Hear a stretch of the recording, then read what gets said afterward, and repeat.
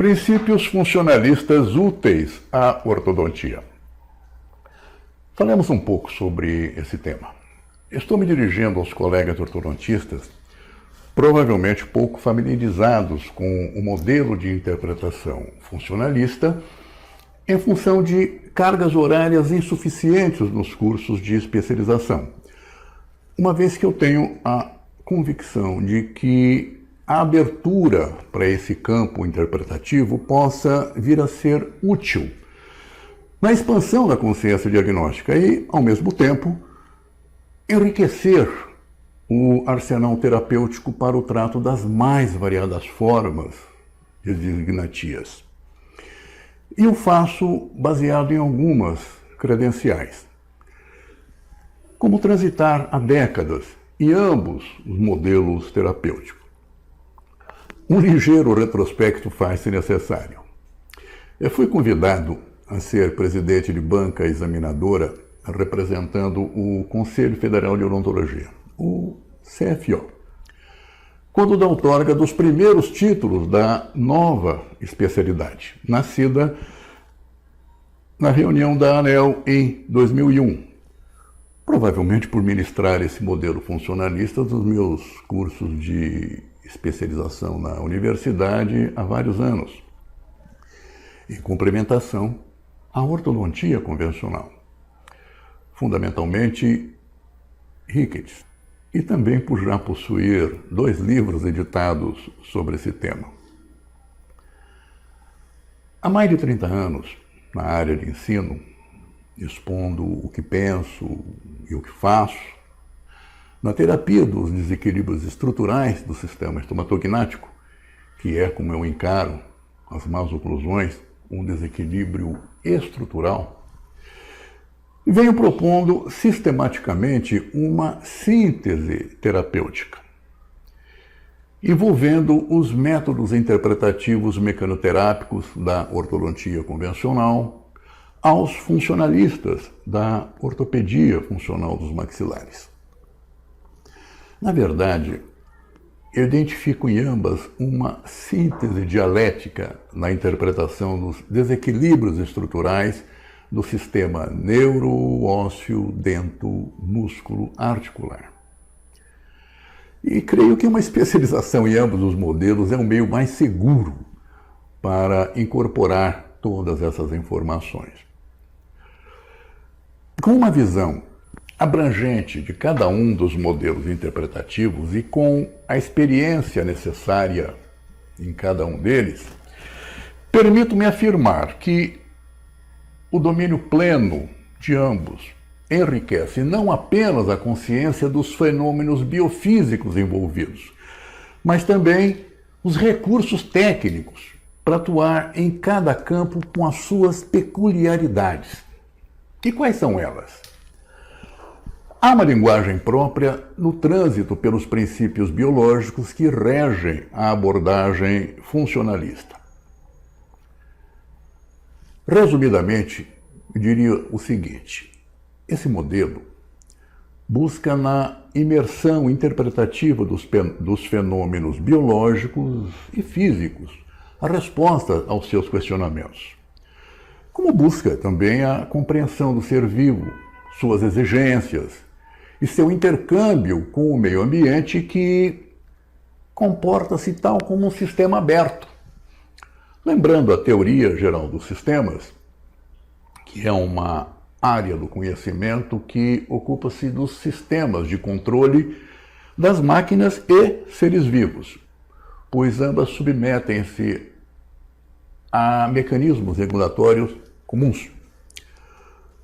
Procura-se o equilíbrio do sistema estomatognático através da estimulação do sistema nervoso central, via receptores proprioceptivos e sinestésicos, localizados nos músculos, articulações, periósteos, mucosas e demais estruturas relacionadas e acionadas por dispositivos geradores de estímulos de natureza intermitente. Aquelas intercomunicações ser, ambiente ou sistema estomatognático, aparelho, acontecem via canal específico, o analisador, compreendido por um sensor ou receptor, cuja função é captar e proceder à transdução das informações ou estímulos em sinais elétricos, conduzidos pelo condutor ou neurônio aferente, aquelas terminações nervosas corticais que vão decodificá-las. Por último, eu diria que os estímulos gerados pela aparatologia, eles vêm, de certa forma, desequilibrar o conjunto de forças presentes, fazendo com que o sistema desenvolva um conjunto de respostas ou eferências reequilibradoras, com aquela finalidade de adaptação às novas solicitações. Analisemos o caso clínico dessa paciente, que é muito elucidativo, para evidenciar o que eu estou dizendo. Acompanhe-me na tela. Vejamos essa paciente, gênero feminino, 9 anos e 4 meses de idade, apresentando uma displasia de bases ósseas, representada por um padrão facial 2, uma relação de ângulo classe 1 do lado esquerdo e classe 2 do direito, além de desvio de linha mediana para o lado direito de origem mandibular.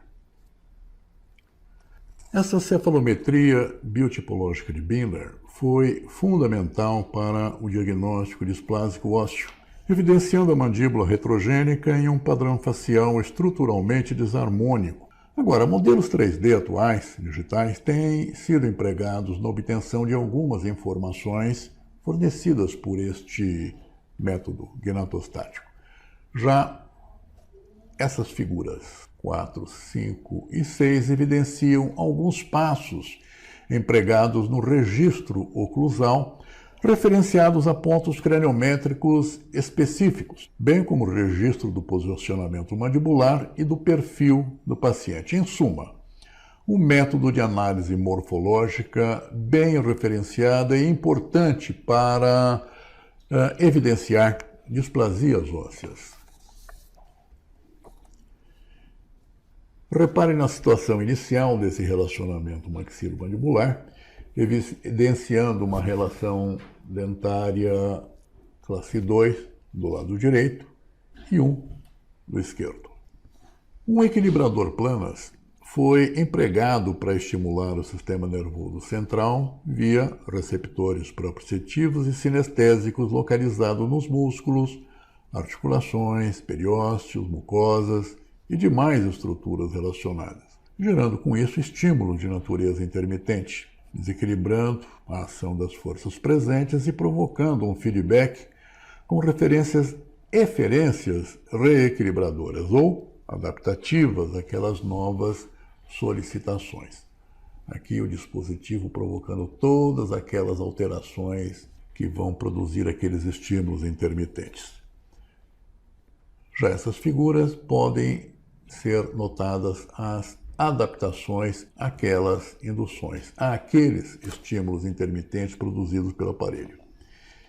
E essas figuras finais representam a fase praticamente final, em que eu empreguei uma aparatologia fixa com a finalidade exclusiva e única de posicionar, dar uma sintonia fina no posicionamento dentário, embora tenha plena consciência de que ele seja bastante instável. O que realmente vai funcionar no posicionamento dentário não é fio, não é bracket, é simplesmente as forças induzidas pela mastigação, as forças funcionais, os estímulos funcionais, a ação, a função, nunca o aparelho. 3 anos depois, mostrando uma adaptação bastante satisfatória e espontânea dos elementos dentários, sem qualquer contenção. E aqui a oclusão, com os movimentos excêntricos, uma oclusão funcional, e aqui a lateralidade esquerda, direita, mostrando a correspondência dos côndilos, movimento de Bennett, ângulo de Bennett, e o plano oclusivo que contém aqueles toques dentários adequados. E aqui um esquema que sugere o sinergismo que deve existir entre as trajetórias condilares e o plano oclusivo. Essas trajetórias e os planos oclusivos, com as alturas cuspídeas que vêm a permitir um deslizamento angular sincrônico de ambos os lados, evidenciando os ângulos funcionais mastigatórios registrados na mesa incisal ajustável do articulador semiajustável, no caso, um Dentatus ARL. Este plano oclusal, intimamente relacionado a essas trajetórias tanto dos côndilos quanto dos deslizamentos intercuspídeos e relação com o plano oclusal. Mecanicamente, gente, só há um jeito de entender perfeitamente a mecânica desse sincronismo. É uma estrutura equilibrada que pode ser evidenciada naqueles exercícios com desgaste de Patterson, que todo mundo aprendeu na graduação. Aquele empregado na prótese total, onde os movimentos excêntricos do paciente, com as placas na boca, geram aquele plano oclusivo helicoidal intimamente relacionado às trajetórias condilares que lhes deram origem. É uma maneira super fácil, simples e com exercícios cujos resultados podem ser obtidos à exaustão nesses exercícios com o articulador. É a única forma de entender o sincronismo entre forma e situação do plano oclusal, as trajetórias condilares, do incisivo, altura cuspídeas, curva de compensação ou de SPI e os ângulos funcionais mastigatórios. Não há outro meio.